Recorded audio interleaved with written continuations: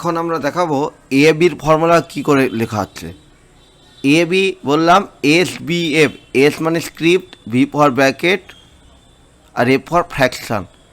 আমি দেখাচ্ছি এটা, এখানে স্ক্রিপ্ট এস, ছোটো বক্সটায় ক্লিক করলাম ব্র্যাকেট, আবার এই বক্সটায় ক্লিক করে করলাম কি ফ্র্যাকশান, বাইরে ক্লিক করে মাইনাস সাইন দিলাম, আবার এস বি এফ,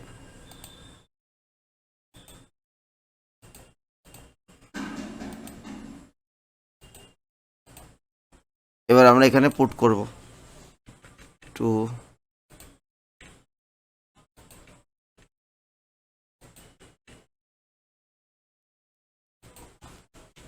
এ প্লাস বি, এটাতে করবো আমরা এ মাইনাস বি। এটা হলো আমাদের এ বির ফর্মুলা। আরও কিছু জিনিস আছে আমাদের,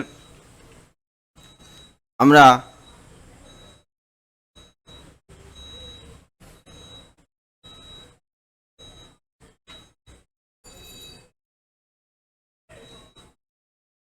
এখান থেকে যেটা পারি আমরা অটো টেক্সট অটো কারেক্ট।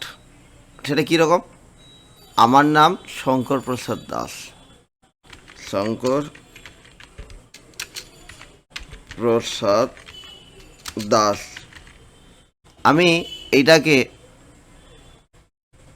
শর্টকাটে এসপিডি লিখলে যাতে অটো টেক্সট হয়ে যায়, তার জন্য কি করতে হয়, এটাকে একটু সিলেক্ট করছি আমি। আমরা চেঞ্জ কেস আছে আমাদের এইগুলো, একটু ক্যাপিটালাইজ করলাম, সাইজটা বড় করে দিচ্ছি, এটা কালার দিয়ে দেখাচ্ছি। হ্যাঁ, অল্ট চেপে F3 করার পর এখানে আছে আমাদের শর্টকাট নেম, আমি লিখলাম SPD, সবাই সবার নামে করতে পারবে। গ্যালারি থেকে করব কি অটো টেক্সট দিয়ে ওকে ইয়েস। এবার যে কোনো জায়গায় আমরা যদি লিখি SPD লেখার পরে F3 দেখবে আমাদের ফুল ফর্ম চলে আসে। এটা করলে কি সুবিধা, অনেক সময় একটা প্যারাগ্রাফ লিখছে, প্যারাগ্রাফটাকে বারবার টাইপ করার প্রয়োজন নেই, সেটাকে সিলেক্ট করে আমরা যদি অটো টেক্সট করে রাখলে হয়ে যায়। এটা আমাদের কিন্তু সুবিধা অটো টেক্সটে।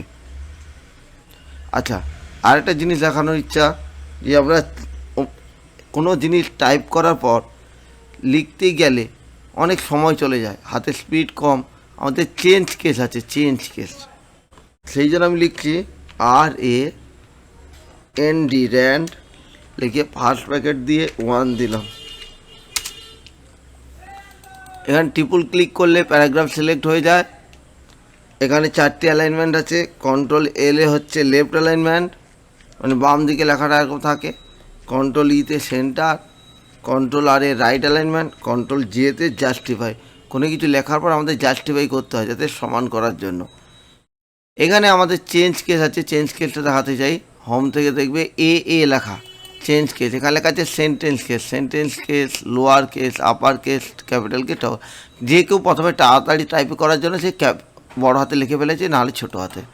এরকম যদি থাকে, এখানে আসবো আমরা হোমের পরে চেঞ্জ কেস, এখানে লেখা আছে সেন্টেন্স কেস। সেন্টেন্স কেস মানে যে কোনো সেন্টেন্সের ফার্স্ট ওয়ার্ডটা একমাত্র অনলি ফার্স্ট ওয়ার্ড ক্যাপিটাল হবে এবং সবার শেষে একটা ফুল স্টপ হবে যে কোনো সেন্টেন্সে। দেখো এই যে video provides powerful way to help you prove your point, এই পর্যন্ত এসছে। এখানে ভিটা বড় আসলে ছোটো। এখানে যে লোয়ার কেস, লোয়ার কেস মানে all letter will be small, সকলগুলো কী হবে, ছোটো হাতের হবে। তারপরে যে আপার কেস, আপার কেস মানে সবগুলো বড় হাতের হয়ে যায়, all letter will be caps. আর একটা যে ক্যাপিটালাইজ ইজ ওয়ার্ড বা বলা হয় title case, every word first letter is capital, প্রত্যেকটা ওয়ার্ডে প্রথম লেটারটি কী হবে, বড় হাতের হয়ে যায়। আর একটা আছে আমাদের কি toggle case, toggle case reverse case বলা হয়, it caps convert to small, মানে বড় থাকলে ছোট করে দেবে। এইরকম যে কোনো কেস নিয়ে আমরা যদি টগল কেস করি, ছোট থাকলে বড় হয়ে যায়, এটাই ক্ষেত্রে আমাদের কি সুবিধা। এটা হচ্ছে এইভাবে আমরা মাইক্রোসফট অফিস ওয়ার্ক করার সময় কোনো কিছু পেজ সেট আপ করবো, করার পর সুপারস্ক্রিপ্ট এখানে আছে পাওয়ার তোলার জন্য, সাবস্ক্রিপ্ট পাওয়ারটাকে নামানোর জন্য। আর ইকুয়েশান দেখলাম অল চেপে ইকুয়াল। আপনাদের যদি সবার ভালো লেগে থাকে অবশ্যই চ্যানেলটাকে সাবস্ক্রাইব করে দেবেন। জয় গুরু।